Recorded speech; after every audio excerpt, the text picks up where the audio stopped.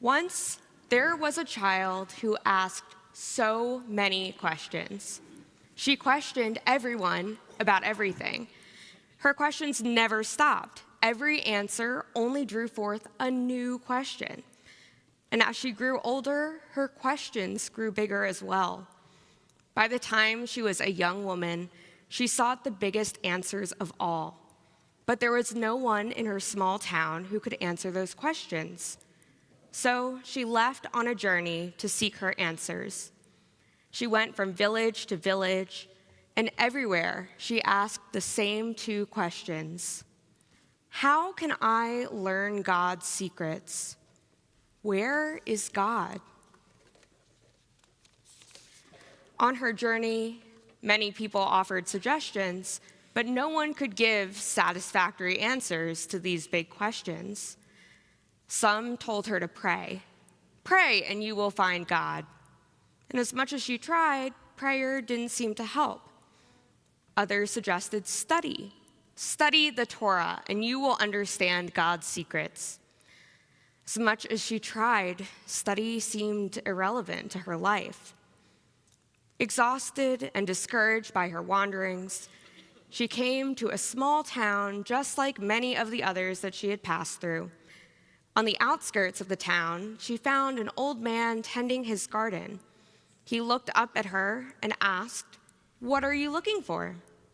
The woman said, "I am looking for God." The man smiled at her and replied, "Come meet our rabbi. He knows God's secrets, and he can tell you where to find God." The woman was surprised that the old man told her that the rabbi knew where to find God. But she was thrilled at the idea that she might finally learn God's secrets. That evening, she went to the synagogue for Shabbat services. She joined the community in song, and she listened intently to the rabbi's teachings. Finally, at the end of the service, she approached the rabbi and said, "I am looking for God, and I heard that you know where God can be found. Can you teach me about God? I want to learn God's secrets." After a long moment, the rabbi replied, "I can teach you, but," he said, "I will be away this week, and we can study together after next Shabbat. Why don't you stay here until then? You might even find out where God is before I return." Intrigued, she stayed. Over that week, she explored every part of the town looking for God. She met every single member of the community, and she asked each one where God was that day. But they would just smile and invite her to work with them, to sit down and to talk, to study or have a meal, or to share their Shabbat table.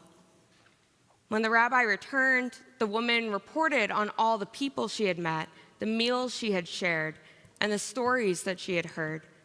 "But," she said, "no one told me where God could be found. Please, Rabbi, teach me God's secrets." "Of course," the rabbi answered, "I will teach you. But before we get started, I need to pay a visit to an elderly neighbor who lives alone. Won't you join me?" And so it went that each time the woman asked the rabbi to teach her God's secrets, she was sent out with a different task. She helped to make meals for the hungry townspeople. She visited the sick in the hospital. She started to teach the community's children in the religious school, even though she was still hoping to be taught herself. Gradually, without even realizing it, she began to get to know the people in the town. She began to help them as they helped each other, without even being sent by the rabbi. She began to share with them the wisdom and knowledge of Torah, just as they shared that knowledge together. Eventually, she began to invite others over to sit down and talk, to study, to have a meal, or to share her Shabbat table. The woman stayed in the town, and before she knew it, several years had passed, and the small town became her home. She found work in the community, She made great friends who she celebrated with in good times and who she cried with in hard times. Her friends and neighbors eventually forgot that she had ever been a stranger who was new to town. But the woman never forgot the questions that had brought her to town. How can I learn God's secrets? Where is God? One day, the rabbi asked her, "So, have you found God yet?" She answered, "I think I have. I'm not sure when, and I'm not sure where, but I now believe that God is in this town. Rabbi, are you ready to teach me the secrets of God?" The rabbi smiled at the woman and said to her, "You came here years ago looking for a God outside of yourself, far away up in the universe. But you found God in yourself and in your community, in the ability to grow, to learn, to care, to build and share, to cry, to laugh, and to love. You need no more secrets. You already know the secrets of God. All the secrets that you seek are yours already." The woman knew in her heart that the rabbi was right. She knew that wisdom is not a secret. It cannot be purchased or stolen or read in a book or even taught. She knew that God's secrets are acquired by experiencing life and by thinking deeply about what life has to teach. This Shabbat, we read in our Torah the climax of the story of Joseph and his brothers. His 11 brothers do not recognize Joseph, who is now a royal official in Egypt. Joseph keeps his identity a secret and tests them by threatening to enslave their younger brother, Benjamin.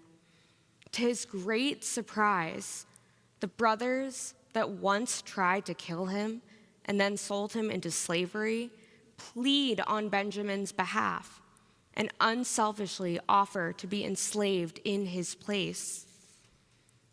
Joseph is overcome with emotion. The Torah tells us his sobs were so loud that the Egyptians heard it, and all of Pharaoh's household heard it. And then Joseph said to his brothers, "I am Joseph. Is my father still well?" But his brothers could not answer him, so shocked were they by his presence. Joseph's secret was not uncovered through bribery or trickery or knowledge. Joseph's secret was revealed to his brothers through their own growth, the strength of character that they demonstrated, and the wisdom they gained through life experience.